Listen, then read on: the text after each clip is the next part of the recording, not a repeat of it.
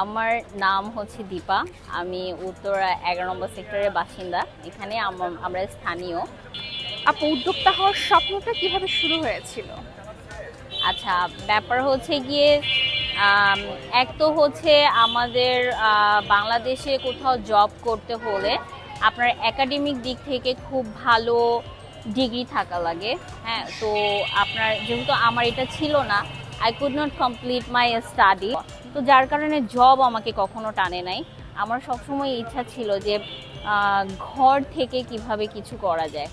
আর business তো আল্লাহ পাক হালাল করেছে, মেয়েদের জন্য হালাল করেছে। তো এইটার দিকে আমার খুব একটা নেশা কাজ করতো যে নিজে ওনার হব কোনো একটা কিছুর, সেটা ছোটই হোক। করে বুটিক নিয়ে কাজ শুরু করি। পরে ওখানে যেটা আমি ফেস করলাম সেটা হচ্ছে ক্লদিং সেক্টরে ছোট্ট অ্যামাউন্ট দিয়ে আসলে হয় না। আর এখানে আপনার প্রপার ম্যান পাওয়ার না থাকলেও অনেক প্রবলেম হয়, কারিগরি অনেক প্রবলেম হয়।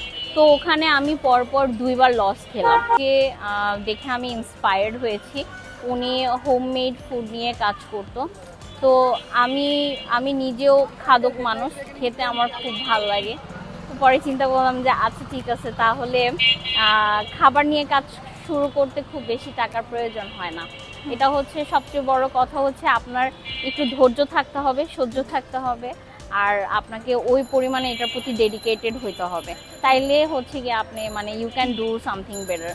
পরে আমি হচ্ছে গত 1.5 বছর আগে, লাইক 2023 8 ডিসেম্বর আমি হচ্ছে গিয়ে সর্বপ্রথম মোমো খাদক লঞ্চ করি এখানে। তখন সামনের দিকে ছিল। আপু, পরিবার বা সমাজ থেকে কতটা সমর্থন পেয়েছেন?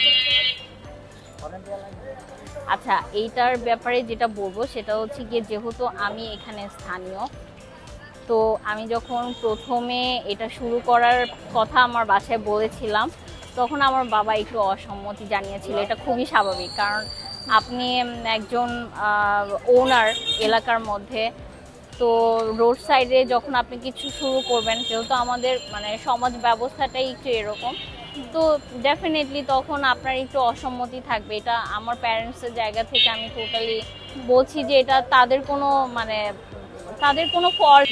নারী হিসেবে পথে পা বাড়াতে সবচেয়ে বড় অনুপ্রেরণা কে ছিল? আমি, কারণ দেয়ার ইজ নো ওয়ান। আচ্ছা, একজন নারী উদ্যোক্তা হিসেবে সবচেয়ে বড় চ্যালেঞ্জ কোনটা ছিল? সবচেয়ে বড় চ্যালেঞ্জ হচ্ছে গিয়ে আমাদের সমাজ ব্যবস্থা। আচ্ছা আপু, ব্যবসা শুরু করার সময় কি ধরনের প্রতিবন্ধকতার মুখোমুখি হয়েছিলেন? ও হ্যাঁ, রোড সাইডে বিজনেস করতে গেলে ও মাই গড, হ্যাঁ, there is so many obstacle. কারণ হচ্ছে গিয়ে আমাদের পলিটিক্যালি কিছু ইস্যুস থাকে। তারপরে আবার রোড সাইডে এখানে বিজনেস করা যাবে না, ওইখানে বিজনেস করা যাবে না, এখানে চাঁদাবাজির প্রবলেম, ওইখানে চাঁদাবাজির প্রবলেম, এই জিনিসগুলো থাকে। সো আমি এই জিনিসগুলো নিয়ে একটা টাইমে অনেক প্রবলেম ফেস করেছি, অনেক। আপু, ভবিষ্যতে আপনার ব্যবসাকে কোথায় দেখতে চান?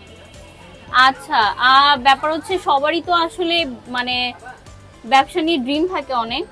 তো আমারও আসলে এর বাইরে কিছু না। আমি শুরু করেছি ছোট্ট থেকে, রোড সাইড থেকে, বাট ডেফিনেটলি এইখান থেকে আমার অনেক বড় কিছু ইচ্ছা আছে। নিজের একটা রেস্টুরেন্ট হবে, নিজের ওন সেট আপ হবে, যেখানে সবাই একসাথে বসে কিছু কোয়ালিটি টাইম স্পেন্ড করতে পারবে।